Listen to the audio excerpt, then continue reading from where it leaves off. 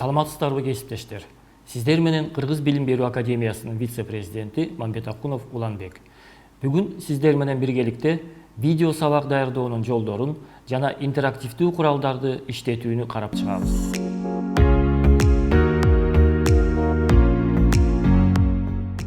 Адатта мугалимдердин сабактагы куралы болуп таякча, бор, үн жана такта болсо, азыркы кездеги аралыктан окутуудагы куралдар смарт тактасы, гаджеттер, видео сабактар, ошондой эле интернет желесиндеги маалыматтар болуп калды. Ден соолукка кам көрүү багытындагы технологияларда видео сабактар пайдалуу болуп, окутуу процессин жакшыртуу мүмкүндүгүн көрсөтө алат. Тактап айтканда, сиздердин ар бириңиздерде видео сабак даярдоодо тажрыйбаңыздар бар экендигине ишенем. Ошентсе да, видео сабакты иштеп чыгууда, презентация түзүүдө жана тапшырмаларды даярдоодо көптөгөн суроолор пайда болуусу толук ыктымал.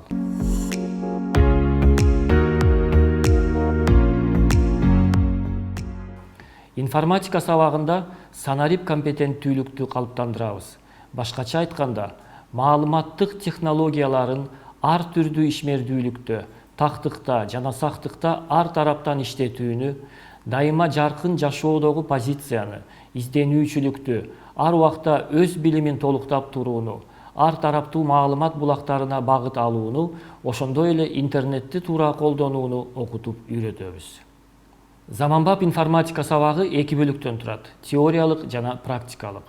Теориялык бөлүгүндө жаңы теманы кабарлоо жана жеткирүү болсо, практикалык бөлүгүндө лабораториялык, практикалык жумуштарды аткаруу, үй тапшырмасы жана жыйынтык болот. Бардык эле видео сабакты даярдоодо сабактын түзүлүшүнөн жана кадамдарынан чыкпаганга аракет кылуу керек экендигин унутпаңыздар. Аралыктан окутуу чөйрөсүндө диагностиканы жана бышыктоону видео сабактын өзүндө окуучулар менен бирге жүргүзүлүшү керек. Компьютердеги практикалык жумуш менен үй тапшырмасын айкалыштырсак болот. 3 кошундуу сабактын максаты бул мугалимдин ишмердүүлүгүндөгү максаттын окуучулардын багытына берүүсү. Мугалимдердин гана ишмердүүлүгүндө эмес, окуучулардын аракеттүүлүгүндө да ишке ашырылат. Эки тарап бирдей умтулганда гана бул ийгиликке жетүү мүмкүн. Ошондуктан белгиленген 3 кошундуу сабактын максаты окуучунун көз карашы менен түзүлүш керек. Видео сабактын убактысын жана узактыгын аныктоодо окуучунун жаш өзгөчөлүктөрүн эске алыш керек. Практикалык ишти эске алуу менен компьютерде үзгүлтүксүз иштөөнүн узактыгынын эрежесин сактоо керек. 5-класстар үчүн информатика сабагында практикалык иш 15 минутаны түзсө, жогорку класстарга жарым саатка чейин убакыт берилет. Ошондой эле видео сабактын ар бир бөлүгүнүн эң майда учурларына чейин ойлонуу керек. Себеби бул жеке мамиле жасоого мүмкүндүк берет. Көп деңгээлдүү тапшырмаларды колдонуңуз. Бүтүрүүчүлөр жашоосундагы кесиптик ишмердүүлүгүнө жолукканда кыйналбагандай болсун. Сизге окуучунун көңүлүн, иш аракеттерин алмаштырууга мүмкүндүк берген, окуучуну кызыктуу жана анча чарчатпаган шарттагы ар кандай жумуш түрлөрүн колдонууну сунуш кылабыз. Мисалы, видеороликтер, инфографикалар, скринкастинг, колдонмо жана онлайн платформаларды колдоно аласыз. Баса, автордук укукту да сактоону унутпаңыздар. Эгер сиз видео сабак учурунда онлайн платформаларды колдонсоңуз, видео сабактын алдындагы комментарийге шилтеме калтырууну унутпаңыздар. Анткени окуучулар өз алдынча кирип тапшырмаларды аткарыша алат. Окуучулардын үй шартында техникалык жактан камсыздалышына, интеллектуалдык жана жаш өзгөчөлүктөрүн эске алуу менен ар кандай деңгээлдеги үй тапшырмасын даярдоого аракет кылыңыз. Тапшырмалар менен таанышуу үчүн кандай платформаны же тиркемени колдонууга болоорун окуучуларга түшүндүрүңүз. Ошондой эле тапшырманы аткарууга убакыт белгилөө керек. Рефлексия сабактын жалпы анализин, анын оң жана терс жактарын, пайда болгон көйгөйлөрдү жана аларды жеңүү жолдорун үйрөтөт. Google форманы окуучулардын ой жүгүртүүсүнө суроо катары колдонсо болот. Ошондо гана мугалим окуучунун түшүнгөндүгү жөнүндө маалымат ала алат. Видео сабак активдүү, кызыктуу, динамикалуу болуусу шарт. Андагы маалымат ишенимдүү булактардан келген маалыматка ылайыктуу текшерилген болууга тийиш. Урматтуу кесиптештер, сиздердин назарыңыздарга окуучуларга санарип дүйнөсүндөгү коопсуздук темасындагы видео окуу куралын сунуш кылабыз.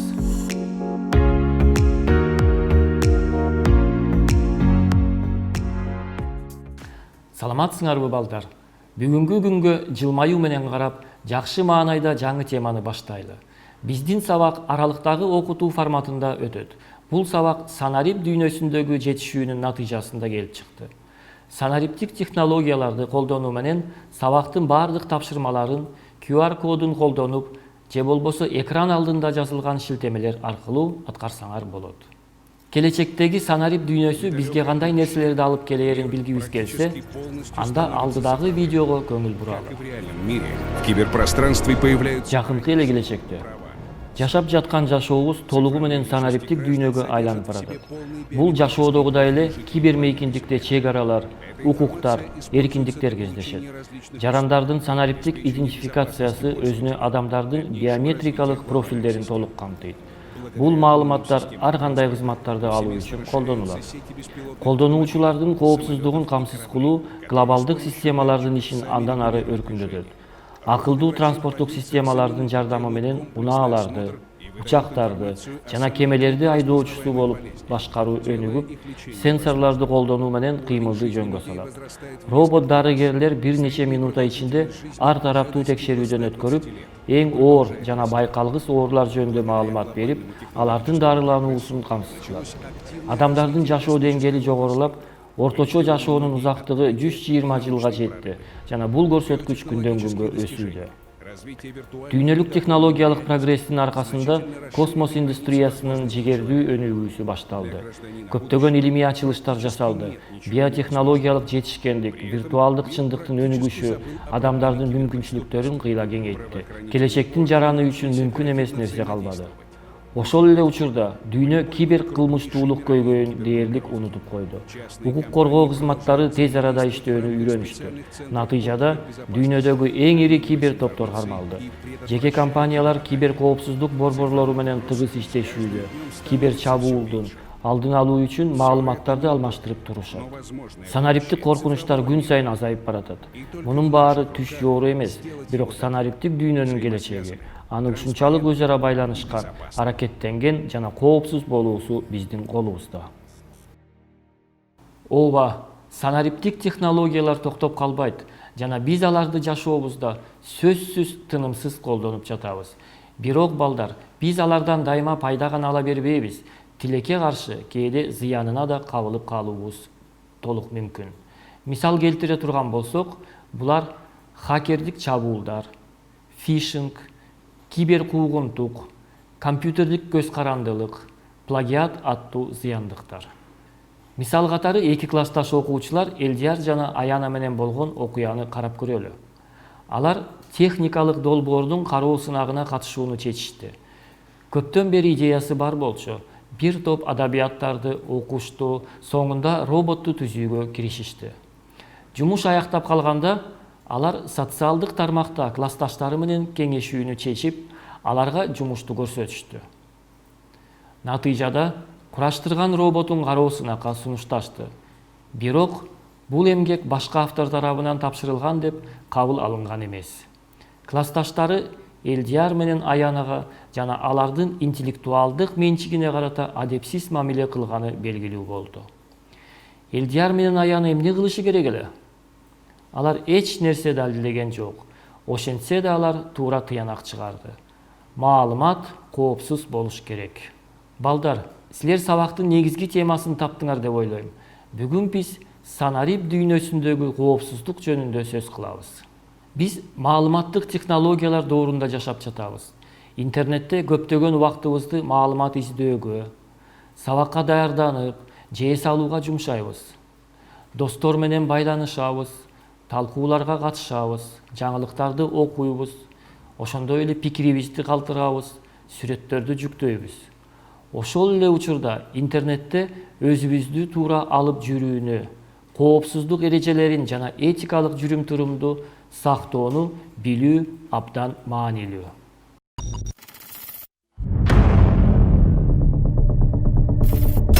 Мир становится прозрачным. Биз санариптик дүйнөнүн реалдуулугуна, жакшы, жаман жана тынчсыздандыруучу окуяларга жаңы эле туш болуп жатабыз. Эрик Шмидт. Дүйнө ачык айкын болуп жатат. Экономиканын салттуу тармактарын санариптештирүү алдыдагы жылдары ишке ашат. Алар жаңы жана бейтааныш коркунучка дуушар болуп жатат. Алар кибер чабуу. Жакында бул тобокелдик бардык өлкөлөр үчүн орчундуу болот. Мамлекет эл аралык кызматташтыктын жолун же улуттук санариптик дубалды түзүүнү чечиши керек. Көпчүлүк чабуулдар байкалып калат. Зыян болгондо ачыкка чыгара бербейт. Себеби компания көйгөйдүн масштабын билбейт. Ар бир кибер чабуул чоң мааниге ээ болушу мүмкүн. 2016 жылы Мирай шаймандарын колдонуп эң ири чабуул болгон. Мындай келечекти кантип алдын алуу керек? Кибер коопсуздук кызматы көптөн бери зарыл болуп келген. Эми кибер чабуулунан камсыздандырууну колдонсо болот. Биздин келечек кандай болот? Жасалма интеллект менен күрөшүүбү? Туташкан түзүлүштөрдүн саны өсүүдө. Күн сайын маалымат изин калтырып жатабыз. Жеке маалыматтар түшүнүгү өзгөрүлүүдө. Санарип издери менен шылуундар инсанды жакындарына караганда жакшы тааный алышат. Адамдар коркунучту түшүнүшпөйт. Санариптик издер жоголуп кетет деп ойлошот. Кибер маданияты өтө төмөн. Мамлекет же компаниялар адамдарды кибер коркунучтан коргой алабы? Кантип ачык айкын санариптик дүйнөдө коопсуздукту камсыз кылуу керек?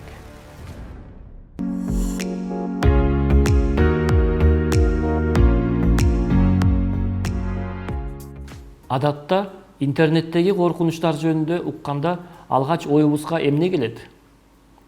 Албетте, вирустар жөнүндө ойлонобуз. Вирус зыян келтирүүчү программа. Алар маанилүү маалыматты жок кылуу же интернет аркылуу акча уурдоо максатында иштелип чыккан. Фишинг түшүнүгү менен силер тааныш болушуңар мүмкүн. Фишинг бул алдамчылыктын түрү болуп, жеке маалыматыңарга логин, сыр сөз жана көпчүлүк учурда акчаңарга кылмышкерлердин уурдоого болгон аракеттенүүсү болуп эсептелет. Сыртынан айырмалоого болбой турган жасалма сайт түзүлүп, сайтка колдонуучунун логин жана сыр сөзүн киргизүүнү сунуштайт. Колдонуучу эч нерседен күмөн санабай, өзүнүн маалыматтарын баракчага киргизип берет. Ошентип, сиз берген маалыматтар кылмышкерлердин колуна түшөт. Мисалы, Fanta Trayаны Android операциондук системасы үчүн популярдуу интернет дүкөндөрдөн тиркеме жамынып интернетке жайылды. Тармакта бир жолу программаны колдонуучу пайдаланганда, анын банктык картасы же электрондук капчыгынын маалыматтарын алууга аракет кылып, аларды шылуундар үчүн өткөрүп берген. 2019 жылдын башынан бери бул Троян программасынын иш аракеттеринен миллиондогон суммадагы зыян келтирилген. Бактыга жараша фишинг баракчаны байкоо өтө оңой. Сервистер силердин өздүк маалыматыңарды, сыр сөзүңөрдү жана башка ушул сыяктуу нерселерди сураган каттарды жөнөтпөшүн эстеп калгыла. Силер браузердин дарек тилкесине көңүл бургула. Эгер тилкемеде сайттын аты эмес, башка нерсе жазылып турса, булар силерди алдаого аракеттенип жаткан болот. Компьютерди коргоо үчүн ага атайын программаларды орнотушат. Алар антивирустар жана фильтрлер. Сак болгула жана шилтеме аркылуу өтүп жатканда эч качан шашпагыла. Алдамчылар силерден бат кирүүнү каалап тургандыгын эсиңерден чыгарбагыла. Ар бир профилдин, аккаунттун артында тирүү адамдардын тобу же бот болушу мүмкүн экендигин эсиңерде сактап койгула.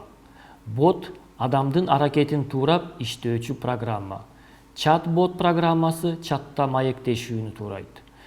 Компьютердик тармактарда ботторду криптовалюттуу чалкоодо иштетүү үчүн да колдонсо болот. Боттор онлайн сатуу боюнча консультант катары мыкты иштешет. Бирок силердин макулдугуңарды албай туруп, силер менен мамиле түзүүгө, аракет кылууга этикага жатпайт. Аккаунт бул жеке адам, анын жакындары жана мамилелери жөнүндө маалымат. Бөтөн адамдардын колуна түшкөн убакта ал адамдын өзүнө гана эмес, аны менен байланышып, жүргөн адамдарга да зыян алып келиши мүмкүн. Буга жол бербөө үчүн аккаунтуңар ишенимдүү корголуусу керек. Негизги коргонуунун бири бул ишенимдүү сыр сөз. Мындай сыр сөз өзүнө баш тамгаларды жана кичине тамгаларды, сандарды жана атайын символдорду камтыйт. Ар бир кошулган символ менен силер бузууга аракеттенген убакытты 10 эселеп көбөйтөрүңөр эсиңерде тутуп алгыла. Заманбап сервистер колдонуучулардын аккаунтун жоготуп албоо үчүн аларга 2 факторлуу аутентификацияны сунуштайт. Бул сыр сөздөн тышкары телефондун жардамында аккаунтка кирүүгө мүмкүн кылган кошумча коргоо деңгээли.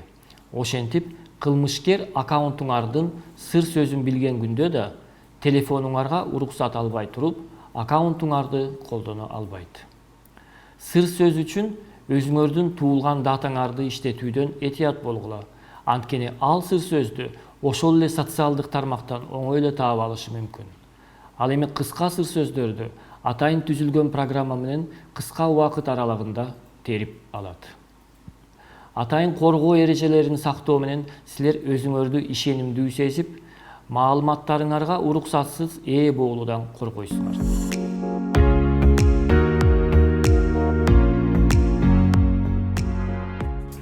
Санарип дүйнөдөгү дагы бир терс факторлордун бири компьютерге жана интернетке болгон көз карандылык.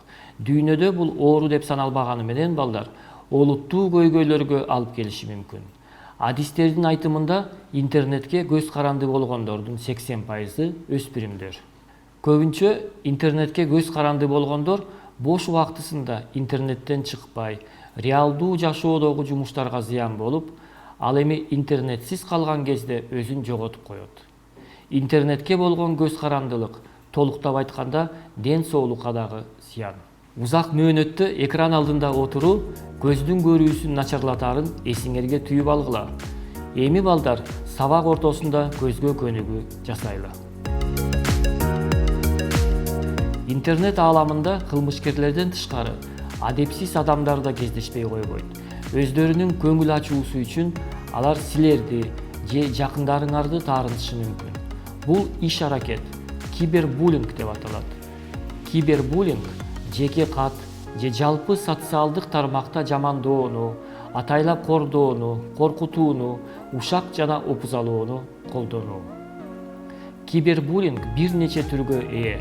Эми балдар кибербуллингдин түрлөрүнө көңүл буралы.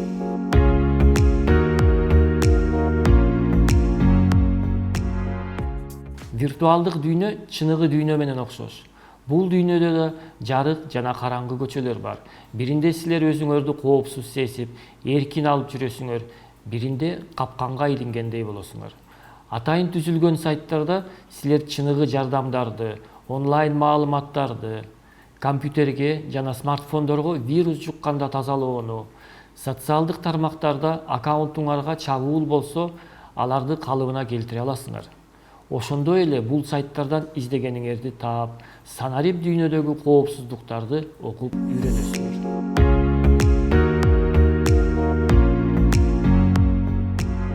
Үй тапшырмасын пайдаланып, алынган маалыматты өз алдынча топтоону сунуш кылабыз. Теориялык деңгээлинде видео сабактын алдындагы шилтемеден Learning Apps платформасына өтүп, тапшырманы аткаргыла. Машыгуучу деңгээлде Quizzes.checkit.com порталында өзүңөрдү убакытта сынап көргүлө. Чыгармачыл деңгээлде болсо, силер топторго бөлүнүп, санарип дүйнөсүндөгү универсалдуу коопсуздук жөнүндө эскертме презентациясын иштеп чыгууну сунуш кылабыз. Тапшырманы аткаруу үчүн биз сунуштаган сайттардан маалыматты колдоно аласыңар. Тапшырманы бүтүрүп, Google Classroom'да информатика предметине текшерүүгө жөнөткүлө.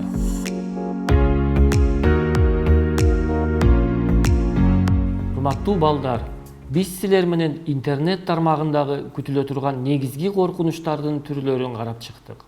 Биргелешип сабактын башында коюлган санарип дүйнөсүндөгү коопсуздук эмне деген суроого жооп берели. Бул санарип чөйрөсүндөгү тобокелчиликтер менен күрөшүп ийгиликтерге жетүү жөндөмдүүлүгү. Киберкоопсуздук эрежелерине дагы бир көз жүгүртүп көрөлү. Балдар, Силерге бүгүнкү сабак жагып, келечекте пайдалуу болот деген үмүттөмүн.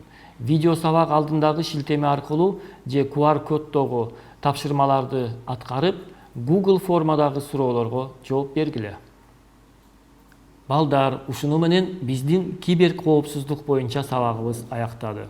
Келечекте силердин санариптик мейкиндикте сабаттуу жаран болууңар канчалык деңгээлдеги санарип коопсуздугун билүүңөрдөн, үйрөнгөнүңөрдөн көз каранды экендигин көрө аласыңар.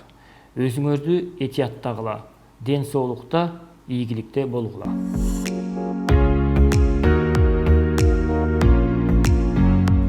Урматтуу кесиптештер, ушул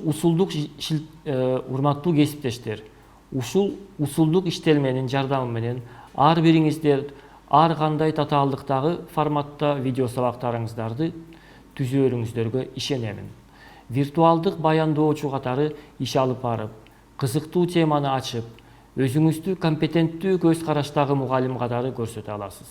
Чыгармачылык ийгиликтерди өзүңүздөргө жана жакындарыңыздарга сактык, ден соолук каалайм.